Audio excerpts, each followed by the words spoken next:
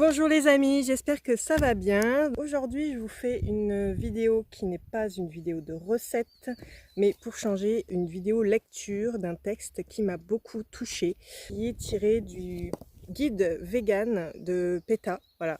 Donc c'est un guide en gros pour savoir pourquoi devenir vegan et comment. Il y a beaucoup de recettes, il y a un guide voilà, pour savoir comment mener une alimentation équilibrée et végane. Et à la fin de ce petit magazine qui vous pouvez demander sur le site de PETA France pour le recevoir gratuitement chez vous. Donc il suffit d'indiquer votre adresse, je crois aussi l'adresse mail. Donc à la fin de ce petit guide, il y a un texte très parlant que je vais vous lire aujourd'hui. Bon, j'ai les yeux très sensibles, je ne sais pas si vous avez remarqué, j'ai les yeux bleus clairs.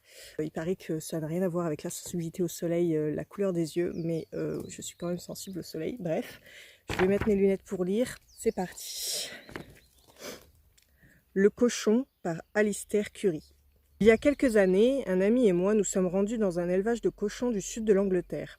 C'était un matin de printemps et pour l'atteindre, nous avions traversé un champ fraîchement labouré, bordé d'arbres fruitiers bourgeonnants, au moment où les oiseaux venaient de se réveiller et commençaient à chanter. Cet élevage était grand et industriel et des centaines de truies se trouvaient enfermées dans des enclos en béton, donnant indéfiniment naissance à des portées de porcelets. C'était crasseux, délabré et sordide. Des hangars principaux festonnés de toiles d'araignée et empestant les déjections, au bâtiment de mise bas où les truies étaient alignées dans des cages en métal, rangées après rangées. Dans chaque hangar, nous trouvâmes des porcelets morts ou agonisants, dont certains avaient été entassés dans un coin comme des jouets cassés. Cela contrastait tristement avec l'enthousiasme des porcelets survivants. Ils accouraient jusqu'aux portes de leur enclos, débordant d'énergie, désireux de nous examiner et montrant en cela la même curiosité que les chiots. Scrutateurs et enthousiastes, ces jeunes cochons, alors âgés d'à peine 3 semaines, allaient bientôt être enlevés à leur mère, puis engraissés en vue d'être abattus. Dans les jours suivant la séparation avec leur bébé, les mères allaient être de nouveau inséminées, perpétuant ainsi ce cycle infernal. 5 mois plus tard, elles allaient devoir retourner dans leur cage en métal, où on ne leur accorde même pas l'espace nécessaire pour toucher du groin leur bébé. Se retourner, ou même se déplacer ne serait-ce que d'un pas dans n'importe quelle direction. Nous traversâmes une cour boueuse, puis ouvrîmes une porte coulissante donnant sur un autre bâtiment humide et froid, la maison des cochons. Nous empruntâmes le couloir avant de tomber sur une série d'enclos mornes, qui mesuraient tous environ 3 mètres carrés. Dans les 2 premiers enclos, de petits groupes de porcelets étaient allongés par terre, sur le béton froid et nu, sans la moindre litière. Dans le 3e enclos se trouvait une truie isolée. Elle était couchée à l'arrière de l'enclos, sa tête à notre opposé, et nous pouvions seulement remarquer la présence d'étranges lignes bleues sur sa peau. En entendant nos pas, elle se retourna pour nous observer et se redressa lentement sur ses pattes. Du fait que les cochons élevés pour notre alimentation sont sélectionnés pour leur prise de poids rapide, ces animaux deviennent énormes, anormalement lourds.